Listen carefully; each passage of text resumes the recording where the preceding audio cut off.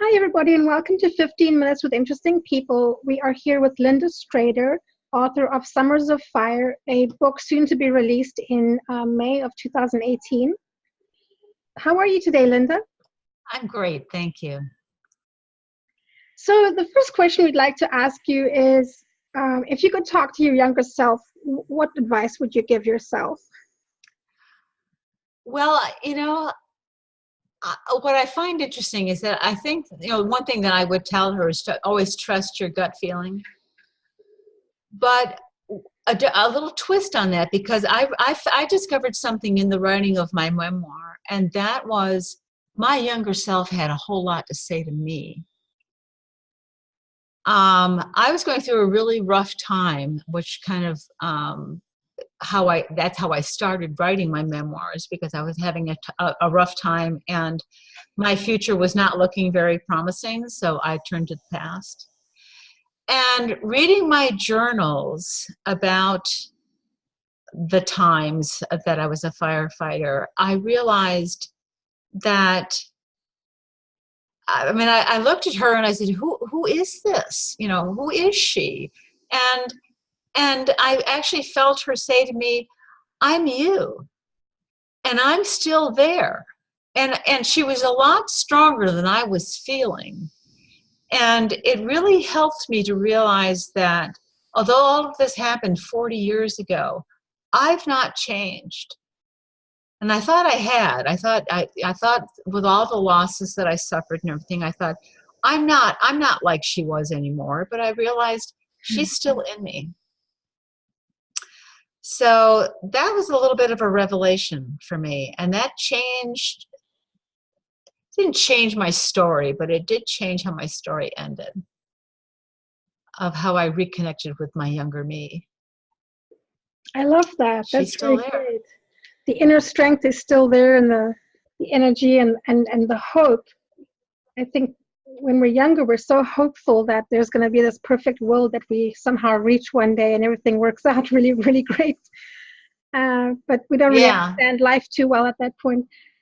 So the No. next question is, what has been your biggest adventure? And I know that you were the first female forest firefighter in the 70s. If you could tell us about that. Well, I wasn't the first, but I was one of the first. The Forest Service kept no records of gender. Um, and and I didn't know that I was one of the first until I started researching a little bit when I was writing my story about, so when did women start showing up on fire crews? And that was when I discovered that the Forest Service didn't start hiring women, according to what I was reading, until 1975. And I started in 1976. But I was most certainly the first woman on the crew that I was hired on. I was working with 15 other men, and it never occurred to me that this might be a problem. I just was bound and determined that I could do this job. I figured, I can do this. And there were a few of them that really gave me a hard time. I mean, they made it perfectly clear that you don't belong here. Women belong barefoot, pregnant, and in the kitchen. They actually said that to me. Yeah. And I was like, well, the harder they made it for me, the more determined I was to do it. And as long, when they were, and these were my crewmates, so these were people that I worked with every single day, and I'd be out alone with these people all day long. I'd be on fires 24, 48 hours straight with these people. So there were times where I would think, well, I guess I'm on my own here. I don't have your support, so I guess I'm on my own.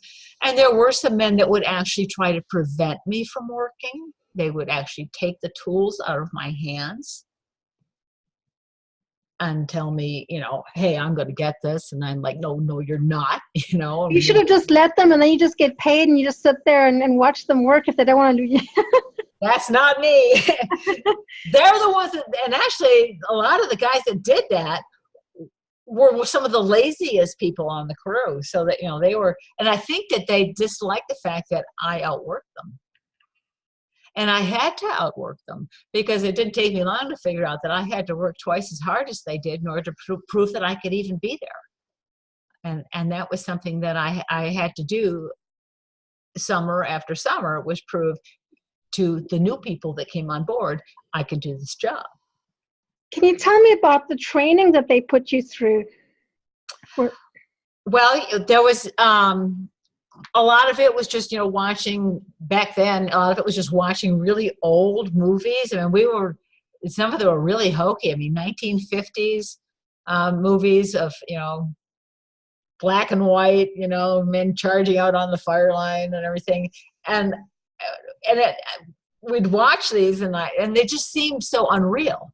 They didn't relate. I didn't relate to them at all. And then, of course, we had standard fire training, which was understanding the science of fire, the behavior of fire. I look back at it now. I mean, everything has changed. I mean, it is much more intense than it was back then.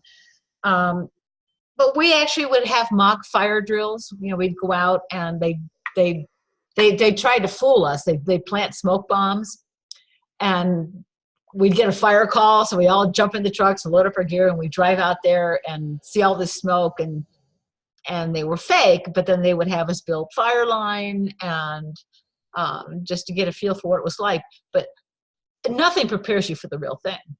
I mean, it isn't, and I had just gotten, training had just finished. 2 weeks of training had just finished when I got my first fire call. Now, you were doing exclusively forest fires, correct? Correct. Wildfires. Wildfires. Yeah. And our first fire, it's caught everybody off guard because it happened at the last day of May. And nobody was really quite prepared for fire season to start so early, I guess. I was the only one at the station at the time, along with my supervisor, and he had to call a couple people to have them drive over, and he was furious. And says, where the hell is everybody? It's fire season and nobody's here.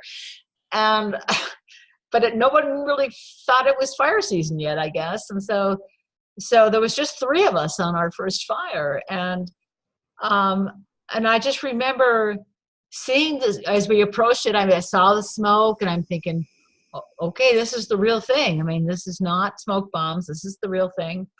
And I had to trust that the 2 guys that I was with knew what they were doing.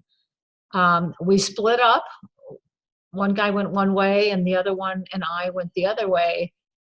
And I don't remember being scared. I remember being very excited and thinking, okay, this is my chance. I'm going to do this. I'm going to put this fire out. And, it's tremendous hard work. It's nothing but back-breaking hard work, digging fire line. And, but when it was all said and done, it's something that either you love what you did or you absolutely hate it. And I absolutely loved it. It was just like I was so proud that I put the fire out. I was so proud that I was there, saving the forest kind of feeling. I'm saving the forest, I'm saving the trees. And I love to work outdoors. So all of that just combined to this really great feeling of accomplishment, of doing something really important. It made me feel really important. And so, it was the job in itself. I mean, working on the crew was, I handled the crew. I mean, yeah, they would say things that would upset me and that were mean and derogatory sometimes. But it wasn't until a couple years into my career that I had a Forest Service official tell me to my face, I will not hire you because you're a woman. And I don't hire women. And I was so stunned that he would say that to my face. I just couldn't think of anything to say other than, that's not right. And he said, I don't care what it is. It's just you and me in this room. So, what are you going to do about it? So you were literally blazing a trail for women coming behind you. Yeah. Did That not know first it. fire that you went to, was it like really big, or was it sort of like, how high were the flames? What did it feel like? Was it like more overwhelming than you expected, or any sort of first impressions of that? Well, grand total was only 10 acres, but it wasn't heavy timber. So but the fire didn't crown out. In other words, the fire was not in the crowns of the trees. It was in the lower story. I saw a slurry drop. I mean, slurry was just, they were bombing the daylights out of it with slurry. So I'm watching all these planes dropping slurry, and that was pretty exciting. So yeah, it was a small fire. They're all dangerous. It was very extremely steep terrain. I live near the mountains where that fire took place, and the slopes are nearly vertical. So it was really, really tough going. The biggest and most exciting and the most dangerous fire I was ever on was in Northern California. And this was, it was 60,000 acres, which is nothing now, Back then in 1977, a 60,000 acre fire was huge. Now there's 600,000 acres. I mean, now they're just absolutely monumental. But yeah, the flames were at least as tall as a two-story building. And you could feel the heat from the flames a quarter mile away. And that was very intimidating. Wait, did you say a quarter of a mile away? Yeah. The heat? Yeah. Oh, yeah. So when you're like really up close, do you get burned even through your fire suit? No, but you could feel it. And we had just started carrying the controversial fire shelters in 1977, the aluminum foil pup tent things. And nobody wanted one. Nobody wanted to carry it. They were heavy. We didn't believe they worked, and they don't. And it was just one of those things that, we were required to carry them, but I'm looking at these flames, and I'm feeling this heat, and I'm knowing there is no way in the world that I would ever survive this. If a fire burned over me in a fire shelter, I would die.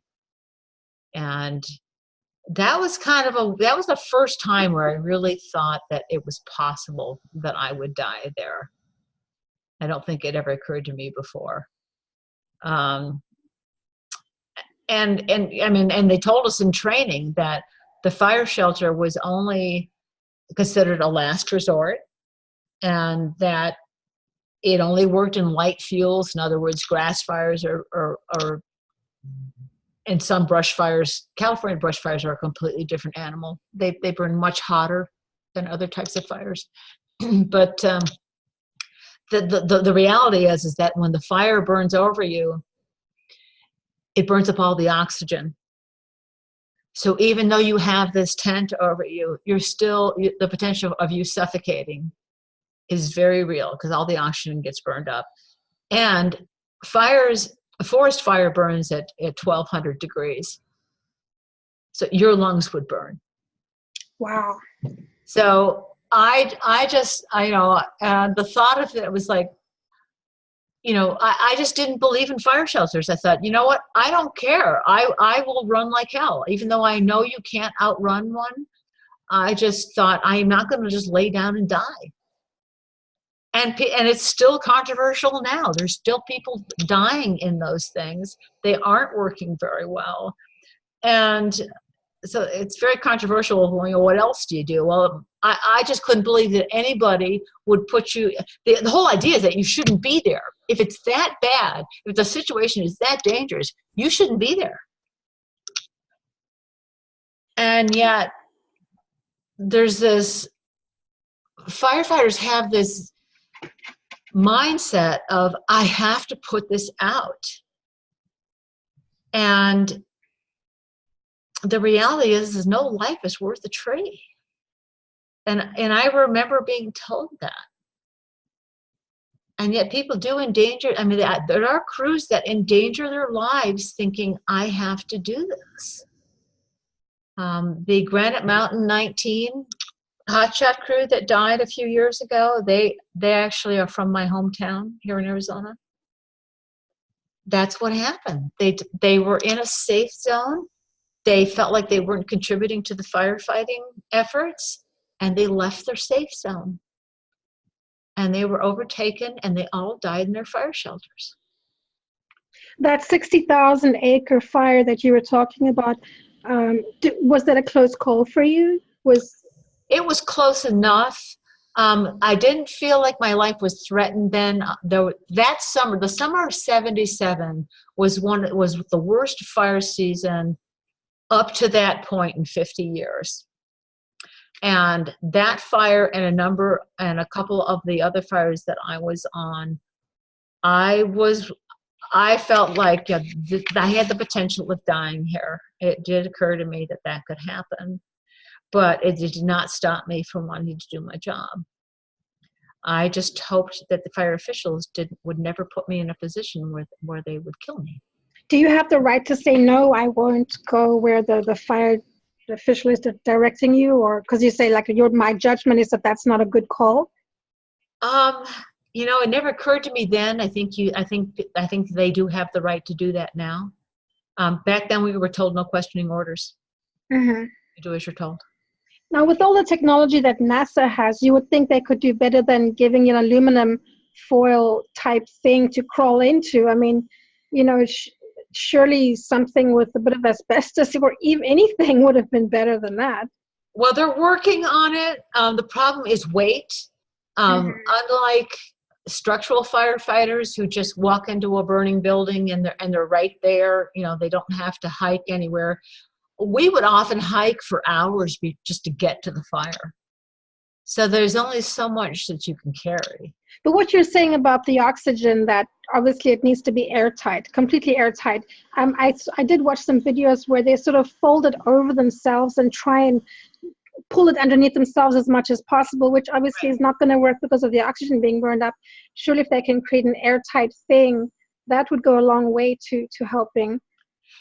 Yeah, and it depends on how long the burnover takes. If it's just a matter of a few minutes, or how long are you laying there? Because before you can deploy, you have to clear the ground of all burnable material. So there can't be any leaves or anything underneath you.